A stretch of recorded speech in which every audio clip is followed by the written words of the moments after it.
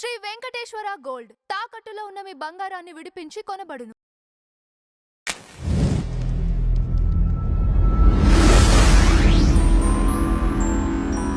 ఇప్పుడు fibre net project లో ఎలాంటి అక్రమాలు జరగలేదని, ప్రభుత్వానికి ఆర్థిక నష్టం జరగలేదని స్పష్టం చేస్తూ కోర్టుకు నివేదిక సమర్పించింది. సో ఇప్పుడు కోర్టు దాన్ని కొట్టివేయడం జరిగింది.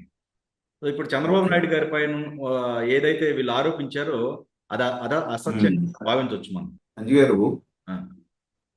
జగన్మోహన్ రెడ్డి గారి మనస్తత్వం ఏంటంటే, ఆయన చరిత్ర, తర్వాత రాజకీయంలోకి ఎలా వచ్చాడు, ఆర్థిక నేరాలకి పాల్పడి ఆయన 16 నెలలు జైల్లో ఎలా ఉన్నాడు, తర్వాత సిబిఐ కేసులు ఎన్నున్నాయి, ఈడీ కేసులు ఎన్నున్నాయి అనేటువంటిది జగమెరిగినటువంటి సత్యం. అయితే చంద్రబాబు నాయుడు గారికి ఎన్ని కేసులు వేసినా కూడా గతంలో రాజశేఖర రెడ్డి గారు దేన్ని నిరూపించలేక ఆయన విత్డ్రా చేసుకున్న సందర్భం మనకు తెలుసు.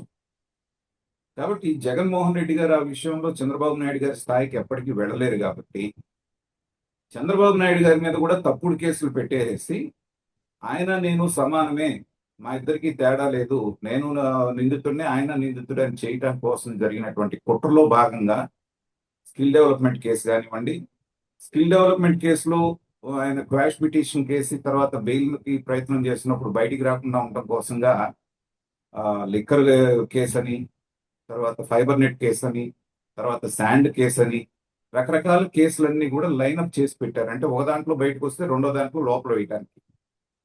సో తర్వాత ఏదో న్యాయ పోరాటం చేశారు. తర్వాత ఎన్ని రోజులు పట్టిందో మనం చూసాం. దాదాపు 53 రోజుల పాటు చంద్రబాబు నాయుడు గారు లోపల ఉంటాం. అన్ని కేసుల మీద కూడా సుప్రీంకోర్టు స్టే ఇవ్వటం అనేటువంటిది అది చరిత్ర అండి. అయితే కరెక్ట్గా చంద్రబాబు నాయుడు గారిని అరెస్ట్ చేసిన రోజున నేను ఒక ఛానల్లో కూర్చొని మాట్లాడుతూ ఆ రోజే చెప్పాను, నేను ఇది ఏది కూడా బేస్లెస్ ఎలిగేషన్. ఇవాళ లిక్కర్ స్కామ్ తీసుకోండి అంజి గారు, 3,500 కోట్ల రూపాయలు లిక్కర్ స్కామ్ జరిగిందనే తెలుస్తోంది. కానీ జగన్మోహన్ రెడ్డి గారిని ప్రభుత్వం ఎందుకు అరెస్ట్ చేయలేదు చెప్పండి? అంటే అంతిమ లబ్ధిదారు జగన్మోహన్ రెడ్డే, ఈ తీసుకున్నటువంటి డబ్బు ఆయనకి చేరింది అనే మనీ ట్రయల్ అనేటువంటిది అక్కడ లేనందుమూలనే ఇంకా జగన్మోహన్ రెడ్డి గారు బయట తిరుగుతున్నారు.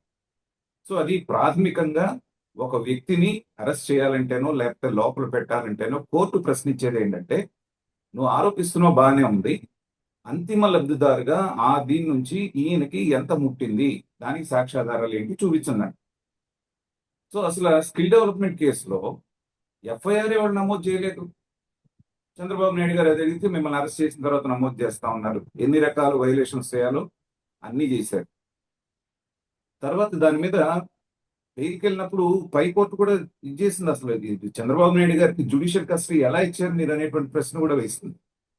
సో ఆ రోజునే నేను చెప్పింది ఏంటంటే, నేను దానికి పెద్ద రాకెట్ సైన్స్ ఏం అవసరం లేదు, కామన్ సెన్స్ ఎవరైనా మనీ ట్రయల్ అనేటువంటిది ₹1 కూడా అక్కడ ఎస్టాబ్లిష్ కాకుండా మీరు కావాలంటే అరెస్ట్ చేయొచ్చు, ఏదో టెక్నికల్ గా చూపించి రిమాండ్ వేయించవచ్చు, కానీ ఇది మాత్రం జరగదు, కేసు అనేటువంటిది నిలవదు అనేది ఆ రోజునే అందరికీ తెలుసు, కాస్తో కూస్తో లీగల్ నాలెడ్జ్ ఉన్నటువంటి వాళ్ళు. కాకపోతే వాళ్ళ ఇంటెన్షన్ ఏంటంటే, ఒక్కొక్క కేసులో బయటికి రాగానే మళ్ళీ ఇంకొక కేసు పెట్టి, మళ్ళీ దానిలో రెండు వారాలు రిమాండ్ వేయించి, మళ్ళీ ఇంకో కేసు పెట్టి, ఇలాంటి పథకంలో భాగమే ఈ ఫైబర్ నెట్ కేసు అండి. తర్వాత ప్రభుత్వం మారిన తర్వాత ఈ ఫైబర్ నెట్ లో జరిగినటువంటి కుంభకోణాలు ఎన్ని బయటకు వచ్చినాయి అంజి గారు?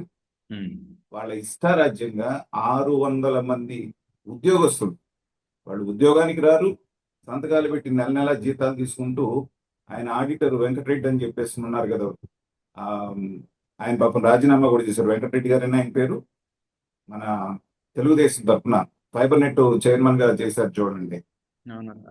సో 600 మంది అక్కడ అన్యాయంగా జీతాలు తీసుకుంటున్నారు అనేటువంటిది మొదలు పెడితే, రామ్ గోపాల్ వర్మకి ₹1 అతను తీసిన సినిమాకి ఇవ్వటం, ఇలా కొన్ని కోట్ల రూపాయల స్కామ్ వాళ్ళ దీంట్లో జరిగితే, చంద్రబాబు నాయుడు గారు అసలు ఫైబర్ నెట్ పెట్టిన పర్పస్ ఏంటండి?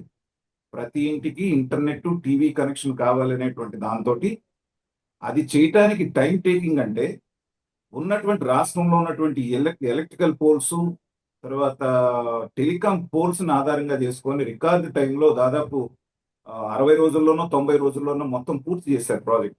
That was a record. అలాంటి దాంట్లో స్కామ్ జరిగిందనేటువంటి దీన్ని వాళ్ళు ఎస్టాబ్లిష్ చేయడానికి ప్రయత్నం చేసినప్పుడు ఏంటంటే అది ఒక డొల్ల కేసు అనేటువంటిది ఆ రోజునే తెలుసు. సో గవర్నమెంట్ మారినా కూడా ఏంటంటే దాన్ని చూపించాల్సినటువంటి బాధ్యత, గతంలో జగన్మోహన్ రెడ్డి గారు కేసు పెట్టినా దాన్ని మళ్ళీ పర్స్యూ చేయాల్సినటువంటి బాధ్యత ఇప్పుడు ప్రభుత్వం మీద ఉంది.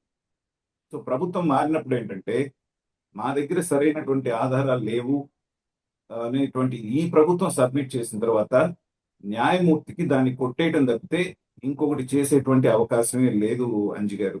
ఓకే. సో దీని ద్వారా తెలిసింది ఏంటంటే ఎలాంటి తప్పుడు కేసులు అనేటువంటివి మీరు పెట్టినా దాన్ని మీరు ఒక్కసారి ధైర్యంగా ఎదుర్కొంటే ఇవాళ కాకపోతే రేపైనా వీగిపోవడం ఖాయం అనేటువంటిది దీని ద్వారా తెలుస్తోందండి.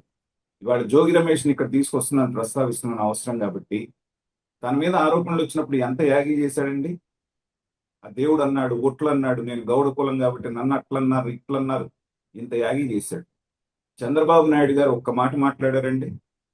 కామ్గా తనకి రాజ్యాంగం ఇచ్చినటువంటి చట్ట పరిధిలో ఉన్నటువంటి అన్ని ఆప్షన్స్ వాడుకున్నారు, బయటకు వచ్చారు, ప్రజాదరణ పొందారు, అఖండమైనటువంటి మెజారిటీతో ముఖ్యమంత్రి అయ్యారు. ఇవాళ అక్కడ ఏమీ లేదనేటువంటి తేలిపోయింది కాబట్టి ఇంకొక 6 నెలల్లో మిగతా వాళ్ళు పెట్టిన కేసులన్నీ కూడా దూది పింజల్లాగా ఎగిరిపోవటం ఖాయం.